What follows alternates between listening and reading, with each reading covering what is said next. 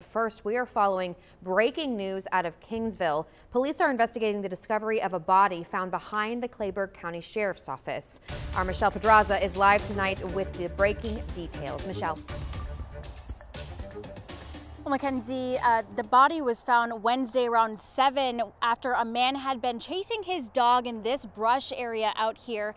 What he describes, police say, was skeletal remains when he was chasing his dog out here on Wednesday. They do say that they had come out here, but this property is actually private property, so they had to get a search warrant before they could go in there. It is right behind the Kleberg County Sheriff's Office. Police had been surveillancing this area for about 6 hours, and that body is currently at the medical examiner's office, and they are still waiting for identification of the person. It hasn't been confirmed, but officials do believe the body might have been out here for months.